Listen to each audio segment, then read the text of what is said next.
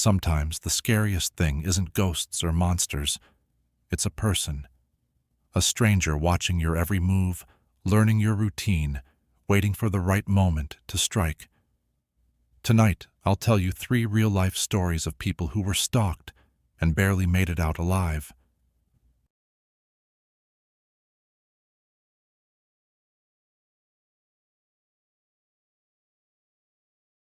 My name is Olivia, and this happened when I was 19 years old.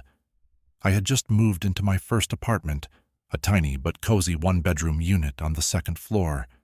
I was so excited to live alone, but that excitement didn't last long. It started with small things. At first, I thought I was being paranoid. I'd come home from work and feel like something was off. My mail would be slightly out of place. My front door, locked, but the handle would feel warm, like someone had just touched it.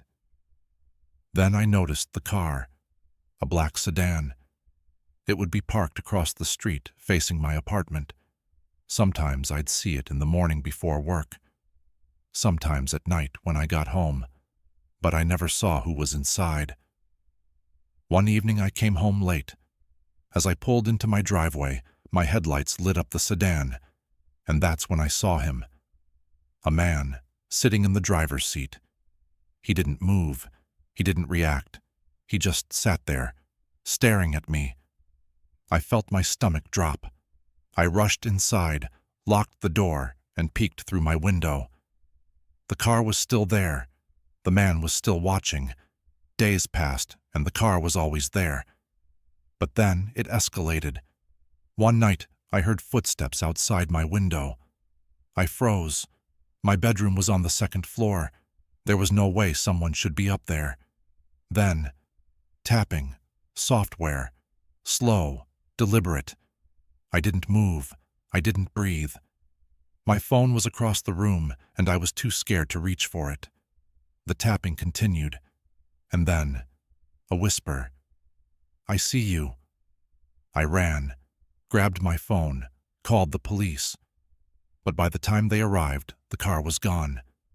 The police took a report, but nothing happened. No leads, no suspect. Then, one night I came home, and my front door was unlocked. I swear I locked it. My heart pounded as I stepped inside. The air felt wrong, like someone had just been there. Then I saw it. On my kitchen counter was a single Polaroid, a picture of me, sleeping. I moved out the next day. I never saw the car again. But to this day, I sleep with my curtains closed and a knife under my pillow. Even now, years later, I still think about that night, the whisper, the tapping, the man in the car. I wonder what would have happened if I hadn't moved out, if I had ignored the signs, and sometimes I wonder if he ever found someone else.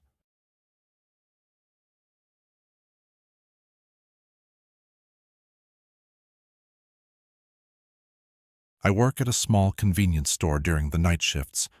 It's usually quiet and often boring, but one night I met someone who changed the way I see the world forever. It started around 11 p.m. I was alone, stocking shelves when the bell above the door rang. A man walked in. He was tall and thin, dressed entirely in black, with his hood up casting a shadow over his face. At first, I didn't think much of it. We get all kinds of people coming in late at night, but something about him felt off. He didn't grab a basket or browse the aisles. He just walked slowly down each row, almost as if he was looking for something or someone. I greeted him, but he didn't respond. He kept moving, his eyes never leaving me. Every time I glanced in his direction, he was already looking at me. Not at the shelves or products, just me. I tried to shake off the discomfort, forcing myself to focus on my work. Maybe he was just a weirdo passing through. But then he approached the counter and placed a single item in front of me, a pack of gum. I rang him up, the register beeping loudly in the silent store.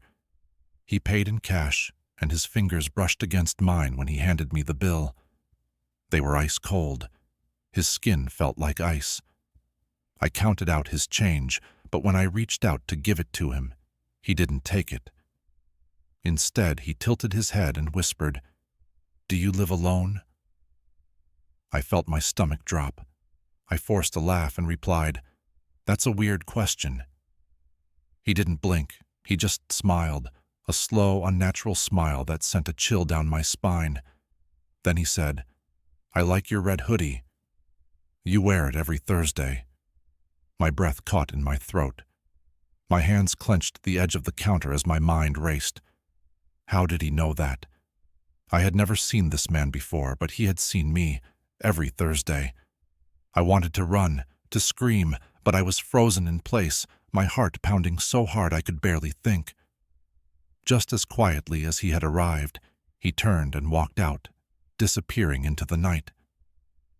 I stood there for what felt like an eternity, my mind replaying every moment, every detail, the way he moved, the way he watched me, the way he knew something he shouldn't have known. I was shaking. I locked the doors and called my manager, my voice barely working as I explained what had happened. He told me to check the security footage, so I did. That's when it got worse. This wasn't the first time he had come in. As I scrolled through weeks of footage, my stomach twisted into knots.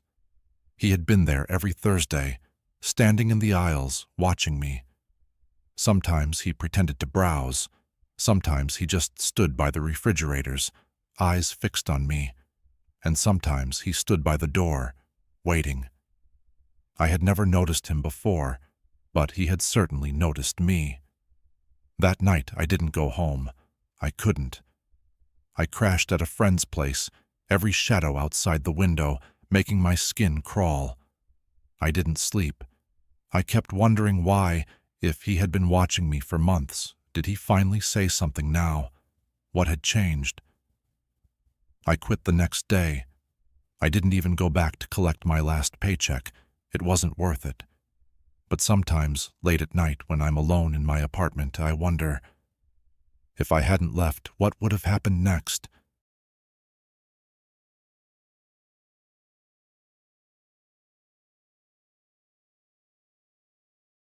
My parents own a cabin deep in the woods. It's beautiful, peaceful, but completely isolated. No neighbors, no phone service, just miles of trees in every direction. One weekend, I decided to go alone, a little getaway. I had my dog, Buster, with me, so I wasn't scared. The drive up was long, winding through dense forest with no signs of life. By the time I arrived, the sun was setting, casting long shadows over the cabin. The first night, Buster started acting weird. He sat by the window, growling, staring into the darkness. His fur stood on end. He was barking at nothing. He was watching something, or someone. I turned on the porch light and stepped outside. Nothing, just trees and silence. No movement, no wind, just the heavy stillness of the forest at night. I told myself it was a wild animal, maybe a deer, maybe a coyote. The woods are full of life, right? But I couldn't shake the unease creeping up my spine. Then, I heard it. A whisper. So close it felt like it was right next to my ear. "Come outside." I spun around. No one was there. Buster barked like crazy, his body tense, eyes locked onto the trees. But there was nothing in sight. My heart pounded against my ribs as I stumbled back inside, locking the door behind me. Every window, every latch. I grabbed a knife from the kitchen and sat on the couch, my hands trembling. Then, the footsteps started, slow, careful, circling the cabin. I held my breath, listening. The sound of crunching leaves, the occasional snap of a twig. It wasn't just an animal, it was deliberate. Someone was out there. Then, scratching on the door. Long, slow scratches, as if someone was dragging their nails across the wood, testing it, waiting. I gripped the knife tighter, my knuckles white. I didn't sleep. I just sat there, heart pounding, ears straining for any sound, any movement. The scratching stopped, the footsteps faded, but I knew deep down that whoever or whatever it was still out there. Morning couldn't come fast enough. As soon as the sun rose, I grabbed my bags, threw them in my car, and got out of there. Buster whined as we sped down the dirt road, but I didn't stop until I was miles away. But as I pulled away, I glanced at the cabin one last time, and that's when I saw him. A man, standing at the tree line, tall, thin, his face hidden in the shadows, watching me. He had been there, all night. I never went back alone, and now whenever I'm in the woods, I can't shake the feeling that someone is watching.